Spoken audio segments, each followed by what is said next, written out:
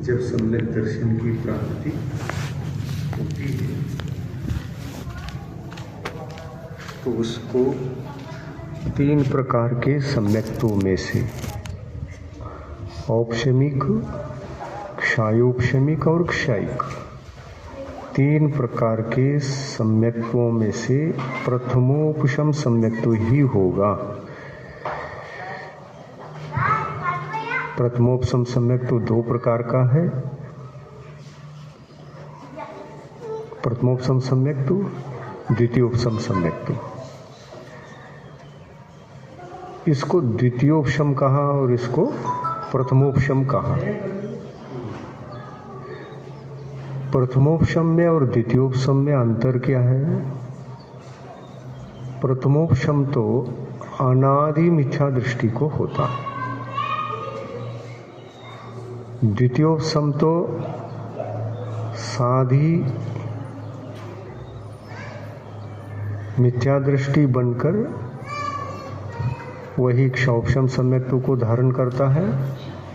क्षयोपशम से फिर या तो क्षयिक बनाता है या तो द्वितीयोपशम सम्यक्तों को प्राप्त करता है। सो यह संयमी जीव को होता है कि दूसरी बार दोबारा उपशम सम्यक्तों को प्राप्त कर रहा है। तो यहाँ द्वितीयोपशम में उपशम करने की जो प्रकृतियां हैं वो अलग हैं और प्रथमोपशम में उपशमन करने वाली कर्म प्रकृतियां अलग हैं। यहाँ अनंतानुबंधी चार हैं। सो सत्ता में अनादिकाल से स्वतंत्र स्वतंत्र चार हैं। अनंतानुबंधी क्रोध, अनंतानुबंधी मान, अनंतानुबंधी माया, अनंतानुबंधी लोभ। किंतु दर्शन मोहनी की जो तीन प्रकृतियां हैं वो अनादिकाल से स्वतंत्र स्वतंत्र रूप से तीनों पृथक पृथक रूप से होते ही नहीं। सत्ता में एकमात्र दर्शन मोहनी प्रकृति में से मिथ्यात्व प्रकृति ही सत्ता में होती है। यही जीव जिसकी सत्ता में एक है, सत्ता में एक रहना साधी मिथ्या दृष्टि के लिए भी संभव है और अनादि मिथ्या दृष्टि के लिए भी संभव है। तो अनादि मिथ्या दृष्टि के लिए तो अनादिकाल से एक ही सत्ता में है दर्शन मोनी, और इसी कारण से वह अनादि मिथ्या दृष्टि है। सम्यक दर्शन एक बार भी कभी प्राप्त नहीं किया है। एक बार प्राप्त कर लिया तो सत्ता में दर्शन मोनी के तीन प्रकृतियां हो जाती है। अब इसमें ये ध्यान रखना है, दर्शन मोनी में से कितनी प्रकृतियां बंद योग्य हैं और कितनी प्रकृतियां केवल उदय योग्य हैं, बंद होते नहीं। हाँ? हाँ, सत्ता में उत्पन्न हो जाते हैं, परंतु ये कहीं बाहर से नहीं आए, आश्रवित नहीं हुए, ये उदय के योग्य हैं। कौन कौन सी?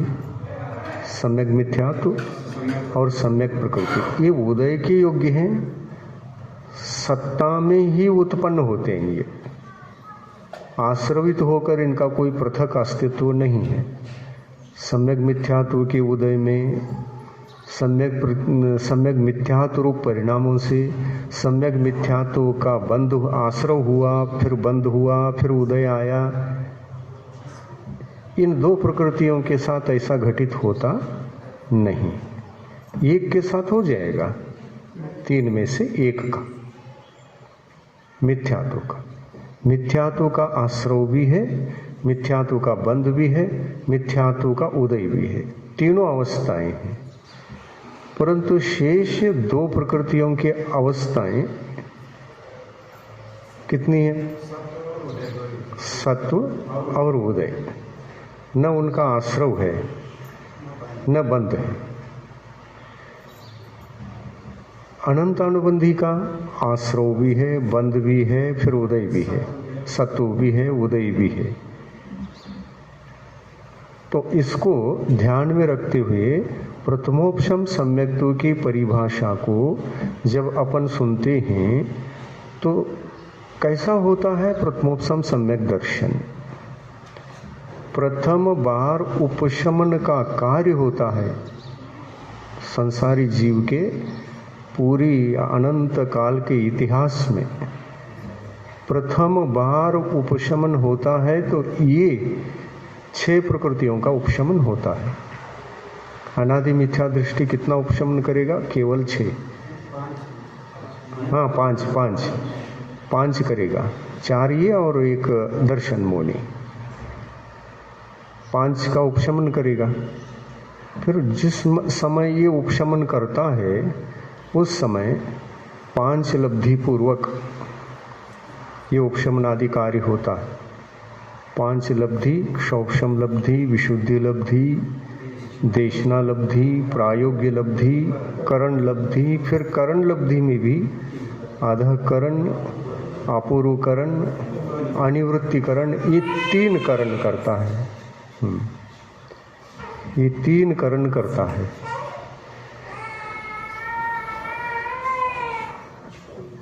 करण के काल में रोता नहीं है।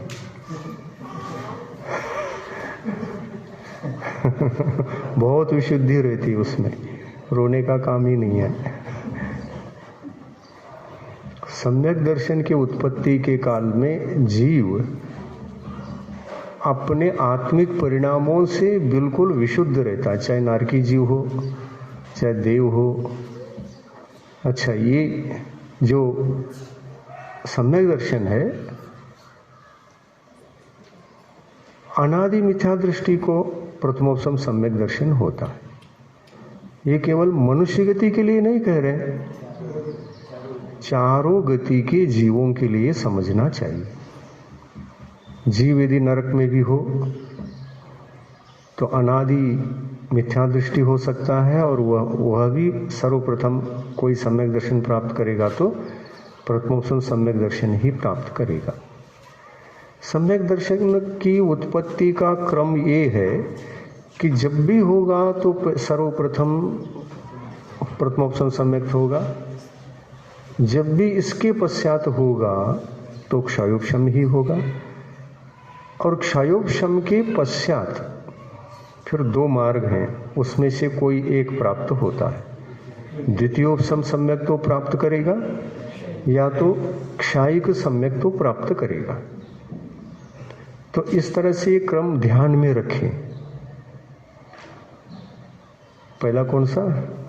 प्रथमोपशम, फिर क्षयोपशम, फिर क्षयोपशम के पश्चात द्वितीयोपशम भी प्राप्त कर सकता है और क्षायिक भी प्राप्त कर सकता है। जरूरी नहीं है कि द्वितीयोपशम सम्यक तो हो ही। कितने ही ऐसे जीव हैं द्वितीयोपशम सम्यक के बिना भी मोक्ष गए हैं। द्वितीयोपशम की जरूरत कहाँ पड़ती है, क्यों पड़ती है?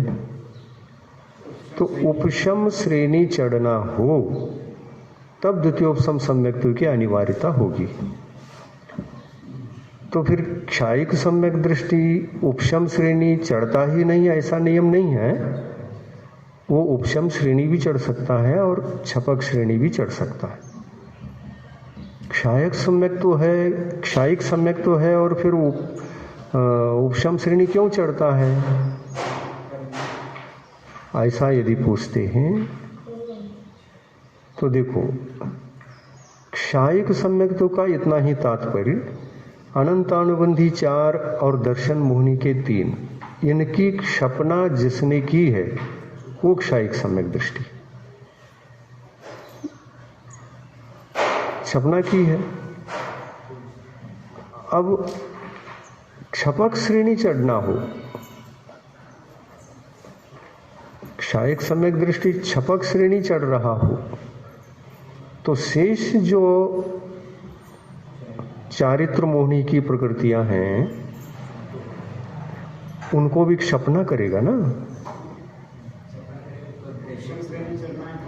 हाँ, क्षपना करने के रास्ते पर जाता है तो छपक श्रेणी चढ़ता है, और वो नहीं ना हो करके यदि औपशमिक भाव बन गए तो उपशम श्रेणी चढ़ेगा। तो उन्हीं प्रकृतियों का उपशमन होता जाएगा जो शेष चारित्र मोहिनी की प्रकृतियां हैं। कौन कौन से?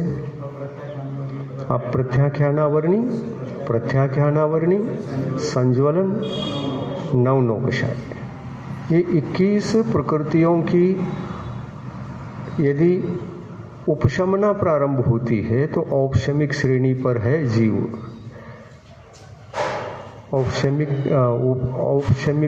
उपशम श्रेणी चढ़ रहा है ये कहा जाएगा। और यदि परिणाम क्षायिक हैं तो छपक श्रेणी चढ़ता है। अंतर इतना ही है, उपशम श्रेणी में ये 21 प्रकृतियां दबती चली जाती, क्षय को प्राप्त नहीं होती, दब जाती। और छपक श्रेणी में क्षय हो जाता है, यानी सत्ता का ही अभाव होता चला जाता है, सत्ता में रहेंगी नहीं। और जिसकी क्षपना जिस स्थान पर जिसका होना है वहां जाने के पश्चात उसकी क्षपना हो जाती है।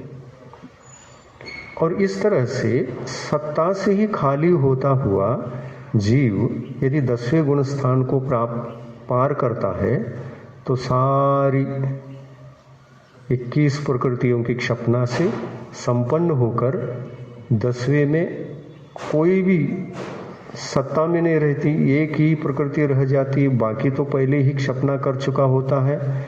10वें गुण स्थान में एक ही प्रकृति की क्षपना करके वो 12वें गुण स्थान में पहुंचता है। यही सम्यक दीक्षायिक सम्यक दृष्टि यदि उपशम श्रेणी चढ़ता तो सत्ता में सभी होते,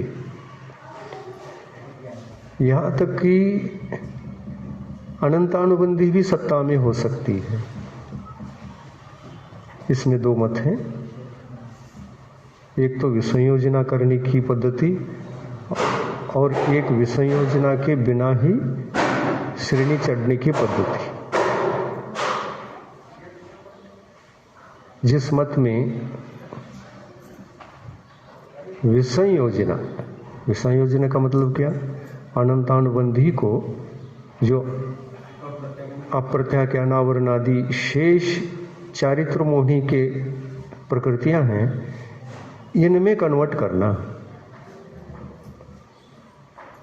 ये विसंयोजना, कन्वर्ट करना, बदलना।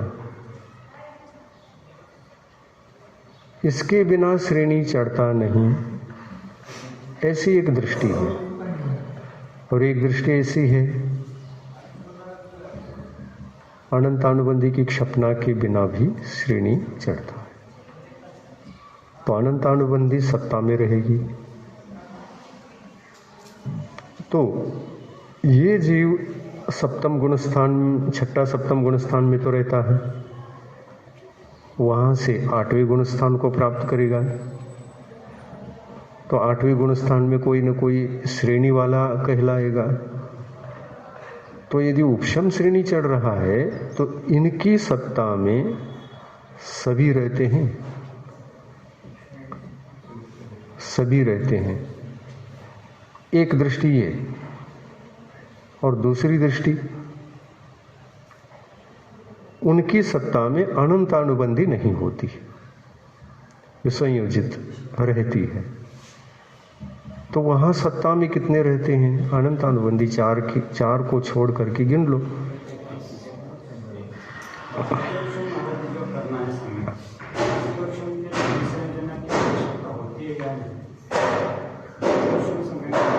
हाँ वही तो है ना, द्वितीयोपम सम्यक दृष्टि उपशम श्रेणी चढ़ता है, और इनके लिए विषय योजना करना अनिवार्यता क्या है? दृष्टि दो है ना, एक दृष्टि से अनिवार्य है और एक दृष्टि से अनिवार्य नहीं है। जिस दृष्टि से अनिवार्य नहीं है सत्ता में सभी रहेंगे। हाँ, द्वितीयोपम ही कहलाएगा, क्योंकि चढ़ने वाला वही है। छपक श्रेणी, ये इच्छाइक सम्यक दृष्टि तो चढ़ता नहीं है ना, तो ये भी द्वितीयोपम सम्यक दृष्टि है। तो इन दो मतों को ध्यान में रख करके, दो दृष्टियों को, आगम दृष्टियों को ध्यान में रखकर ये बात चर्चा